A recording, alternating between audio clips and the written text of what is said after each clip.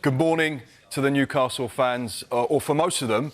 Isn't it time you actually went to bed? Stop celebrating. It was a magical night in Newcastle, a night to savour for young and old fans, one of the rare occasions where you keep the match programme, you take a selfie to remember the night with.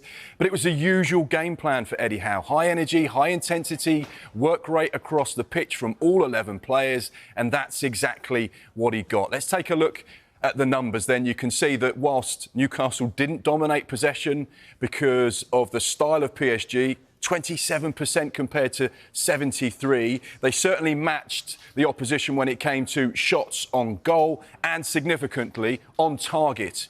That will be something that will definitely please Eddie Howe this morning. 8 on target compared to PSG's 2.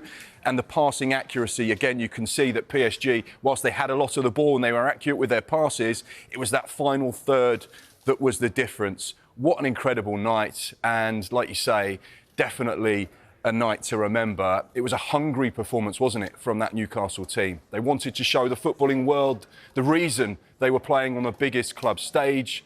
And boy, did they deliver. And we're saying how happy the Newcastle fans are waking up this morning. The Paris Saint-Germain fans will be hoping that it was all a dream. What are they saying in the papers out there in France, Mark? Well, as you can imagine, it's not been great. L'Equipe is the biggest daily newspaper in France dedicated to sport, and they've been pretty brutal with their player ratings. Take a look at this. Kylian Mbappe got a 2 out of 10. And you can see most of the players across that PSG side not really getting very good ratings. Zaire-Emery, the 17-year-old, in the middle of the park with a 6, but he gets the only 6 in that PSG side. Although, to be honest, L'Equipe haven't been very favourable either to the Newcastle side, despite them winning and putting on that performance. You can see Bruno in the middle there getting an 8, Anthony Gordon with a 6, Isak 6, Miggy Almiron with a 7, but defensively, 6s and 7s there. I think the Newcastle defenders will have something to say about that this morning because they did an incredible job to keep those PSG players quiet. But the one thing that this doesn't show, and that's the most significant element from last night's performance, that is, of course, the Newcastle fans. That was an example of how you support your side, create a positive winning atmosphere, and you encourage the players to enjoy their moment and play at their very best. That's what the Newcastle fans did last night, and for me, they get a 10. I give them a 10 as well. Guys, let's talk about those ratings for the Newcastle players in L'Equipe this morning.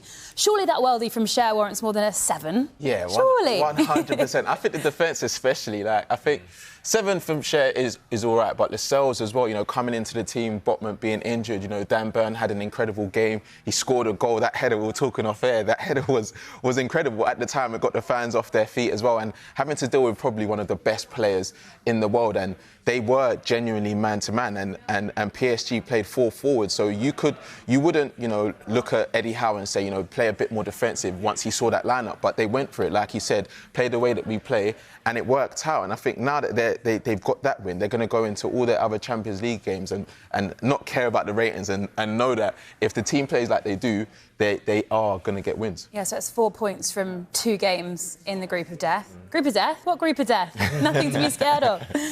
Yeah, I mean, I think, they have to take massive confidence from this now. And it's not just because, I think every team looking at Newcastle coming back into the Champions League would have been like, OK, St James's Park is going to be a tough place to go, but they've already gone away to Milan and got a point. They now have to go away to Dortmund. Oh, no, they're at home to Dortmund, next, and then they have to go away to them. So I think those next 2 games are going to be really, really crucial. But if they can beat Dortmund at home, they've got 7 points. That puts them in such a favourable position going into those last 3 games. Yeah, of course, a lot of talk ahead of the game was about Kylian Mbappe. Kieran Trippier said his son even wanted to walk out with him. He said, if you do, then don't even look at me. But they did a great job on him, didn't they? The man that scored 50 goals for club and country last season, 7 of those were in the Champions League. The man that cost PSG £130 million and turned down a £300 million move to Saudi Arabia this summer in the pockets of the Newcastle defenders. Here's the story of his game in numbers. He played 90 minutes, of course, didn't score, just the 1 shot. Successful take-ons. Kylian Mbappe, 0. Expected goals, 0.02. World class in every way, just not last night. But he'll be back. Sam and Michael, though, this is the question. Was this just a rare off night for Kylian Mbappe? Yeah, I think when you look at Kylian Mbappe, it's rare for us to see him have back-to-back games where he's not at top level. And you saw little glimpses when he got on the ball, and then you realise, OK, wait, something can happen. But it just never really got going for him. I don't think that the supporting cast with Dembele, Muani really got in and around him. Maybe he lost confidence in the fact that, I think he created one good chance at the start. And if that Dembele goal would have gone in, then maybe, the fortunes would have turned. But I think the atmosphere, everything that Newcastle did as they were playing and the fans, they just made sure that he just didn't have a comfortable night. So he'll definitely not want to go back to St James's Park anytime soon. I think you have to look at Luis Enrique as well. I think his tactics ended up isolating Mbappe a little bit, playing behind the striker centrally. That meant that someone like Bruno Guimaraes, who is so good in that area, was able to really target him, and he was kind of in between that kind of defensive triangle where Newcastle are so strong in general. I'm surprised that Mbappe wasn't moved out to the left at some point in that game, where he usually is so dangerous even when PSG aren't at their best. Playing four attackers in general, they were just so open in the midfield compared to Newcastle. So I think it was probably more on Luis Enrique than Mbappe. I don't think, when you see numbers like that, yes, it's disappointing, but that team should still be good enough not to lose 4-1 at St James's Park.